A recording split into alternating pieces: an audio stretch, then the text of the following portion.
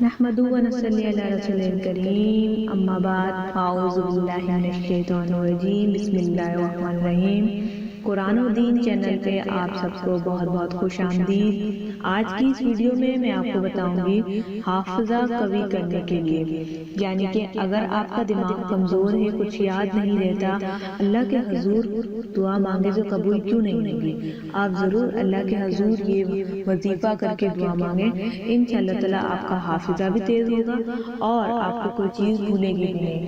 یعنی بعض اوقات بچوں میں عادت ہوتی ہے، بھولنے کی عادت ہوتی ہے، میں صرف بچوں کا نہیں کہوں گی، بڑوں میں بھی یہ عادت ہوتی ہے، اور خاص کر 30 سال کی عمر کے بعد جب آپ کی 30 سال کی عمر کراس ہو جاتی ہے تو آپ کو بھولنے کی عادت شروع ہو جاتی ہے۔ اللہ کے حضور دعا مانگے تو ضرور پوری ہوگی انشاءاللہ تعالیٰ۔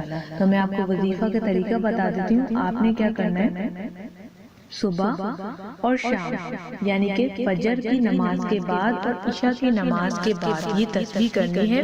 یہ جو وظیفہ ہے، بے شک جو میں اپنے وظیفے بتاتی ہوں میرے خود کے آزمائے میں ہوتے ہیں، یہ وظیفہ جو لیا گیا ہے وہ ہے ترمذی شریف سے مجموعہ وظائف کے حصے سے، یعنی ترمذی شریف جو کہ ایک بہت ہی اچھی کتاب ہے جس میں بہت ہی اچھی حدیثیں اور مسائل ہوتے ہیں، اس کتاب سے لیا گیا ہے۔ اور اس کا ہے کہ ذی الجلال والاکرام، آپ نے کیا کرنا ہے، صبح ایک دفعہ ایک تسبیح صبح میں اور ایک تسبیح شام میں، یا ذی الجلال والاکرام، یہ آپ نے اس کا ورد کرنا ہے اور اس کی تسبیح پڑھنی ہے۔ تو انشاءاللہ تعالی اللہ پاک کے کرم سے آپ کا حافظہ بھی تیز ہوگا اور اس دعا کی برکت سے آپ کو کوئی چیز بھولے گی نہیں انشاءاللہ تعالی۔ آپ جب یہ اچھی نیت اور خلوص کے ساتھ دوسروں کو بھی بتائیں گے، بے شک آپ منہ سے بتائیں، میری ویڈیو شیئر کریں، اس سے بھی اللہ پاک دیکھتا ہے کہ اے میرے بندے، کیا تجھ میں اتنی ہے کہ تو لوگوں کے ساتھ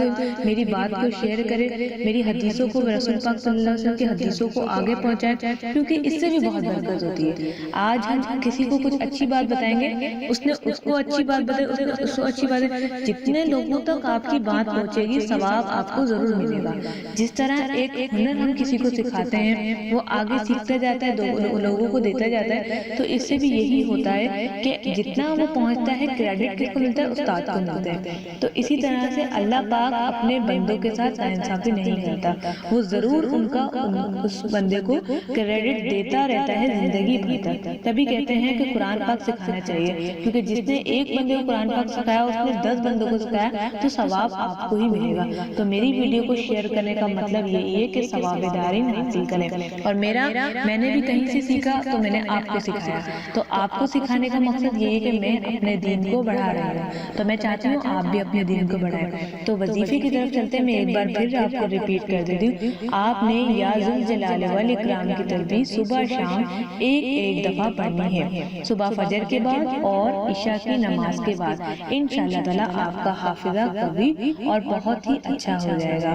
قرآن و دین چینل کو اجازت دیجیے، جب تک اپنا خیال رکھیے گا، نئی ویڈیو کے ساتھ کل پھر حاضر ہوں گی۔ السلام علیکم ورحمۃ اللہ۔